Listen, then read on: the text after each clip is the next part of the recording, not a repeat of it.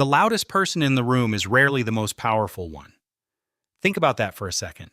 We're conditioned to believe that confidence means speaking up, taking up space, making sure everyone knows you're there.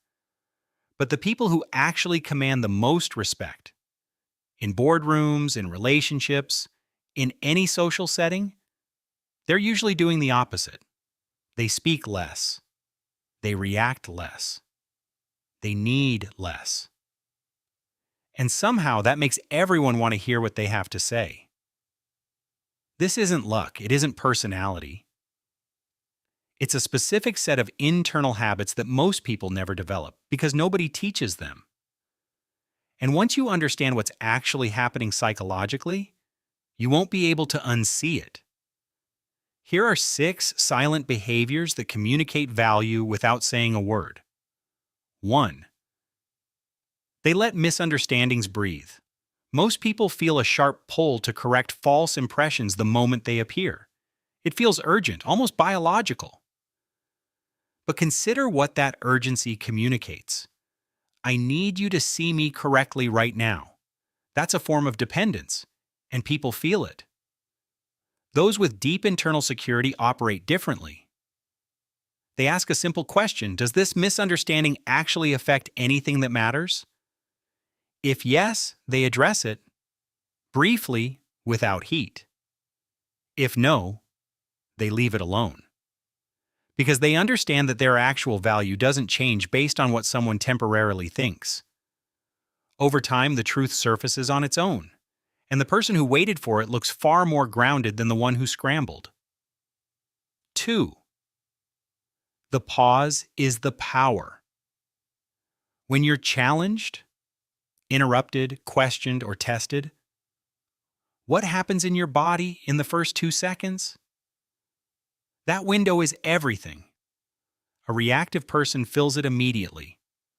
Words, justifications, defensiveness, all of it spills out before the thinking brain is even caught up.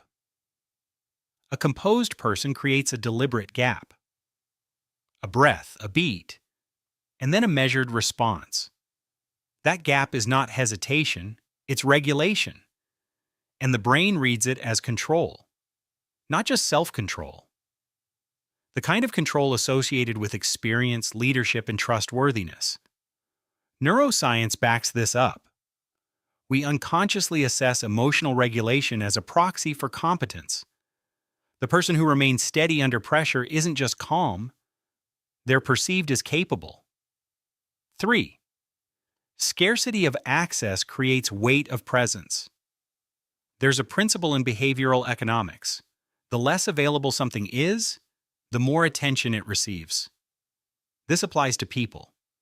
When someone replies to everything instantly, rearranges their schedule on request, and makes themselves perpetually available, they signal something unintentional. I have no competing priorities. High-value individuals structure their time as though it reflects real demand, because it does. They don't manufacture distance artificially, they simply don't abandon their own structure for every incoming request. The result? When they do give time, people receive it differently, more carefully, with more investment. Boundaries don't push people away. They teach people how to value what they're being given. 4. The body is always broadcasting. Words are the last layer of communication. Long before you speak, your body has already told the room how you're feeling. Tension shows in the jaw. Anxiety shows in the hands. Approval seeking shows in how often you look around for reaction. The still person, the one whose posture doesn't shift when challenged, whose eye contact doesn't flicker, whose voice stays even, that person radiates something the brain immediately classifies as safety. And safety, paradoxically, reads as dominance. Not aggression, not superiority, just the quiet signal that says, nothing here threatens me. You can't fake this long term. It has to be trained. Through breath, through repetition, through learning to let your nervous system settle before your mouth opens. 5. Selective speech creates density.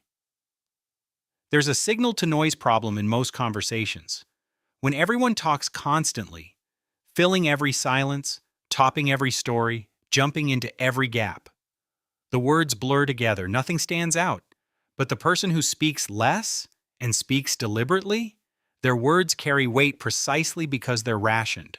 This isn't about being aloof or withholding, it's about understanding that silence is a presence too, letting someone else finish, sitting with a pause instead of filling it, offering a single sentence where others would give 10.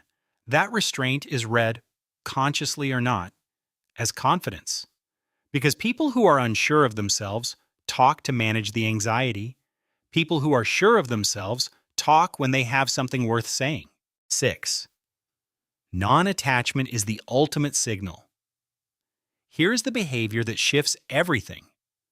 When someone disrespects you, dismisses you, or consistently undervalues what you bring, what do? The low-status response is to argue, explain, convince, to chase the resolution, to need the other person to understand. The high-status response is simpler and harder. Evaluate once, then withdraw quietly if necessary. No performance, no announcement, no emotional explosion designed to make them feel the weight of what they're losing. Just detachment. This works because it communicates abundance. It says, I don't need this specific interaction to validate my worth. And the moment someone senses that you're genuinely willing to walk away, the dynamic shifts. Instantly. Dependence signals low value. Non-attachment signals that there is more where this came from. Here's what ties all 6 together. None of these are about performance. None of them are about appearing a certain way from the outside in. They're all expressions of the same internal architecture. Self-regulation. Regulate your reactions, your time, your words, your access, and your identity stabilizes. And a stabilized identity feels like someone worth trusting. Most people spend their energy on the external layer. Better presentation, louder confidence, more impressive credentials. But external signals built on internal chaos collapse under pressure. People feel the instability even when they can't name it. The shift happens from the inside out when you stop leaking urgency. When you stop performing composure and start embodying it. When your worth stops depending on whether this particular room, this particular person, this particular moment confirms it. That's when something changes. You stop convincing people of your value and start simply demonstrating it. Not through what you say, through how you hold yourself when everything around you is uncertain. That's the rarest thing in any room, and people always notice it, even when they don't know why. If this gave you something to think about, a shift in how you see composure, presence, or the way you show up in rooms that matter, then you already know this content is worth coming back to. Hit the subscribe button. It takes 1 second and it tells me this is the kind of content you want more of.